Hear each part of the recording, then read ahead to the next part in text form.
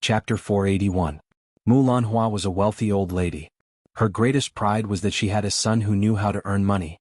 Therefore Mulanhua was like a rich old lady, dressing herself up to the nines every day. At the same time, Mulanhua would also look down on those who were not rich. Of course, during this period she didn't forget to make friends with those rich ladies. Mulanhua was not polite to Ce and Yunjian, but at this moment she was speechless. "Granny, it hurts." Wei Jin was still a child. He did not even have the concept of large amounts of money. Seeing that Mulanhua did not stand up for him like she usually did, Wei Jin placed his hands on his buttocks and cried at Mulanhua. The meaning of this was very obvious. Usually Mulanhua would pluck the stars from the sky for him when she heard his cries. But today Mulanhua was still indifferent when she heard his cries. Wei Jin was anxious. He wanted Mulanhua to stand up for him so badly. Hence he reached out his short hand and tugged at Mulanhua's clothes. "Granny, Jin is in pain. He pushed me. He just pushed me."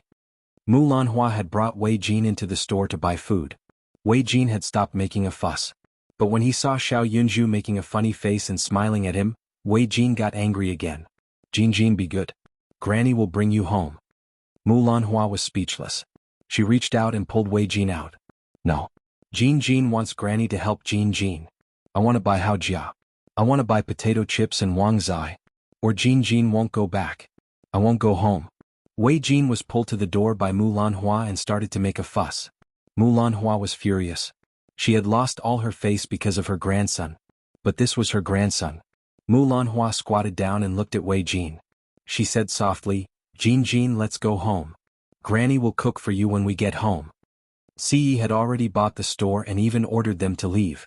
Now everyone outside was laughing at her. Mulanhua wanted to escape home as soon as possible. She did not want to expose herself in front of the crowd and be watched as if they were watching a show.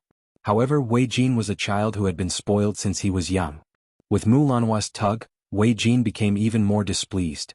Wei Jin grabbed onto the door frame and refused to let go. Wei Jin cried and shouted, No. Granny, I want to eat. Buy it for me. Jin, listen to me." Mulanhua bent down to pull Wei Jin. Wei Jin began to make threatening gestures. Crack. Wei Jin clawed at Mulanhua's face with her claws and fangs. Mulanhua could not help but scream in pain. In the next second, everyone saw a very deep fingernail mark on Mulanhua's cheek where Wei Jin's sharp nails had scratched. Fresh blood quickly flowed out from the fingernail imprint. There wasn't much blood. But after all, he had grabbed her cheeks. The face was the most important part of a woman.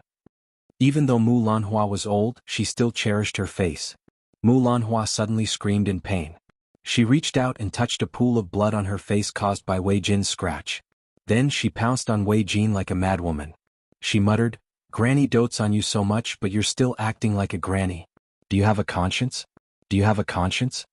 Mulanhua doted on her grandson, but she loved herself more.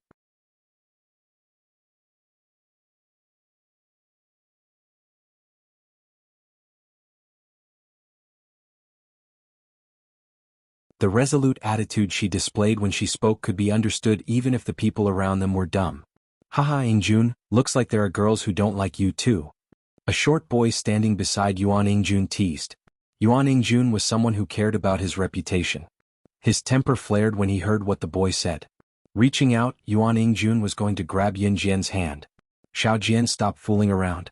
Where have you been these days?" "I've been thinking about." Before his hand could touch the corner of Yin Jian's shirt, a pair of large palms strangled his wrist, grabbing his hand that was about to land on Yin Jian's hand.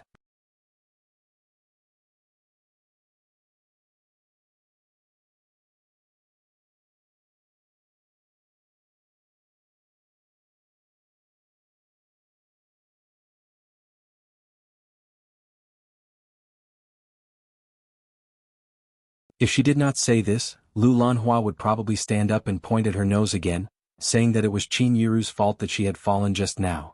Lu Lanhua would even twist the truth and say that she had fallen because Qin Yiru did not fill up the puddle in the yard. Yun Jian, who was hiding in the distance, smiled. She saw that Lu Lanhua was finally driven away by her own mother and smiled knowingly. At least Qin Yiru had learned how to retaliate now. Hiding on the roof, Yun Jian watched as Gu Junjian accompanied Qin Yiru, who was still angry, into the house. She was about to tell Ce that they should go back too when a little boy's voice came from behind. "Mommy, why did brother and sister climb so high?" A little boy pointed at Yun Jian and Ce and asked curiously.